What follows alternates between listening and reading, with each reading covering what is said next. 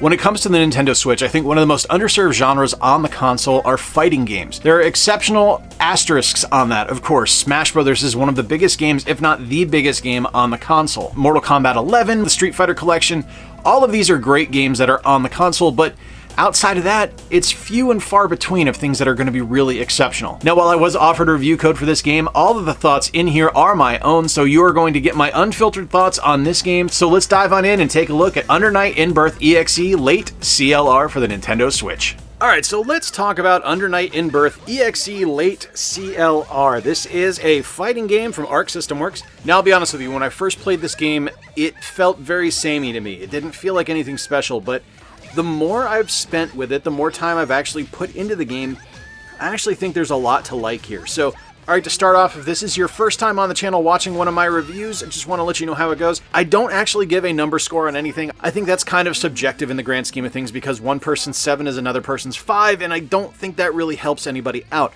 But what I do is I go through 4 basic categories for each game. I go through the look, the sound, the gameplay, and the aesthetics. Aesthetics being a catch-all, it covers pretty much everything in the game that isn't one of those particular things. So in a case of a digital game like this, things like unlockables, things like control schemes, available options in the game that are going to give you more replay value, things like that, that are going to make you want to come back and keep playing this game. Now, to start off with the look, this is definitely an anime-inspired game. It feels like a Guilty Gear game. Like, it feels like these are characters that just stepped right out of a Guilty Gear game, and that's not necessarily a bad thing. I actually think that's to the game's benefit. I'm not going to say every character has a unique look, but I do think that every character has a particular look that is definitely either inspired by other games. Like, you can very easily go into a game and see a character like Carmine is very clearly inspired by Iori Yagami from the King of Fighters series. Wagner feels like one of the characters from Soul Calibur with her little shield and sword. It's just, it feels a little tropish, so it doesn't quite, I think, live up to the expectations that I think you could have from it from something that has a superior animation system and a superior art quality. Everything feels like it's just kind of taken from another game. Now, that's not to say it's a bad thing, because it does work, and there's definitely unique characters in here that I've never seen anywhere else. Characters like Mika, who was my most favorite character to play in the game. I think she's absolutely hilarious and a ton of fun to play. She has a unique look. She has gigantic robot arms. Actually, you know, now that I'm thinking about it, she feels a little bit like the character Gully from the comic book Battle Chasers and the video game Battle Chasers Night War from a couple of years ago. And that's not necessarily a bad thing. I mean, if you're going to lean into a character's art style, Joe Madureira is a great way to go with it. And it's not bad, it's just, it isn't unique. I guess it doesn't feel like this is doing anything special look-wise. Everything feels like it's just kind of plucked out of something else, just given a slight tweak to the appearance or the design of a character. And that's, I mean, what it does well, but it's, I don't know, it just doesn't quite feel quite right to me. I think there's definitely something to be said here for the look of the game that is outside of just character design, though. The animation sequences in the game are spectacular. The effects in the game look great. I think there's some very unique stage design, and the characters all have the ability to be customized, which is really nice. If you don't like a particular color scheme for a character, you do have the ability to choose from other ones, which is really nice, and that's pretty cool.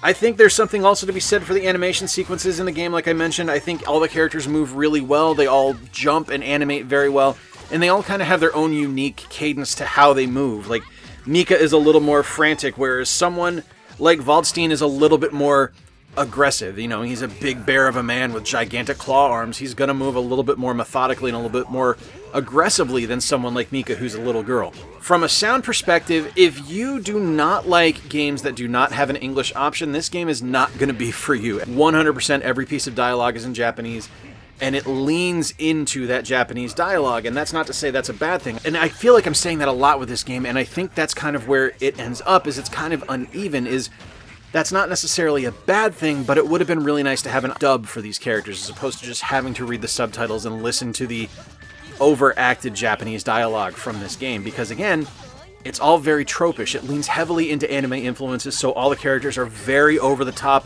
and very either guttural and angry or just overly cutesy and loud, and it's a little bit tough if you don't want to hear that, because you're just going to hear it no matter what. So you're stuck with a Japanese voice track, and that's okay because, I mean, it is a Japanese game, so that's kind of what you can expect, and it's a Japanese fighting game, and that's not necessarily a bad thing. Like, I get that with King of Fighters as well, and you do get a little bit of English dialogue from menu callouts and things like that, but I don't know, it's just not it would have been nice to have the option, like just the ability to slide it into English if you wanted to. And I realize this is an updated version of a game from 2016, so it's kind of a foolhardy thing to want, but hopefully when we get the eventual sequel that comes out, we will be able to have that as an option.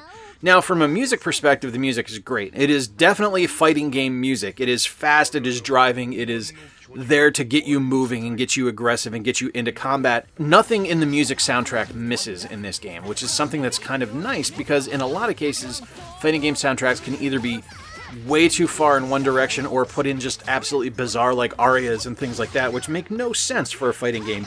You want heavy combat, you want fast, you want aggressive, you want to be in the fight and in the moment, and I think this game delivers in that regard. Now, from a gameplay perspective, when I first played this, I was really kind of unimpressed with how it played because everybody felt the same. Every character has a weak, moderate, and strong attack, but no one actually feels like really unique. Like, you know in Street Fighter where you have someone like Zangief who plays completely different than someone like Ryu, who plays completely different than someone like Cody, who plays different than someone like Karen.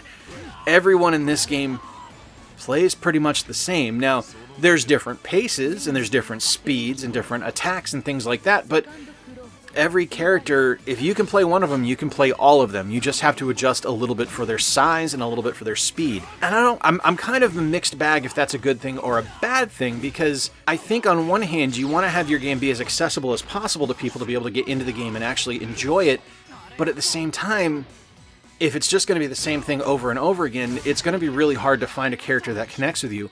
Like for me, like I said, Mika was my favorite character that I played, but Mika plays the same as everyone else I played in the game, with maybe the exception of Seth, because Seth played a little bit differently. Like he actually has some unique moves and unique systems to him, but they weren't fun. You know, it wasn't something that I actually had a lot of enjoyment with. There might be more nuance that I'm missing here. Maybe I do need to get more in depth with this game to find out a little bit more with it, to see what kind of subtle differences there are in between each characters other than just speed and size, because from that perspective, it's not a terribly inspired experience. Because like I said, when I first played it, I didn't really enjoy it, but it's kind of grown on me since, and I'm enjoying it a lot more now.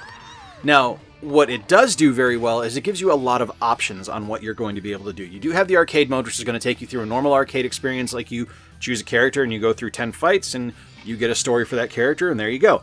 There's online battle, there's versus play, there's a score attack, a time attack, a survival mode. There's actually a lot of stuff built into this game that gives you a lot of gameplay options, which I think is pretty clever. And there's also tutorials, training, and mission mode, which is really neat. Now, there is something I want to call out here. There's a mode called Chronicles, which, when you look at the description, it's clear early scenarios to gain access to others later in the game, which is, to me, that seems like it's going to be something where it's like, oh, I have to defeat X number of characters to be able to play it, or I have to do this thing to be able to move forward. And it's just story. And I'm not going to play this in fast forward. This is me going through the story. This is how long it takes to get through each bit of dialogue with me just jamming on the A button to rifle through it. Fighting games shouldn't rely heavily on story like this. That is not what you're here for. I am not here to read a book.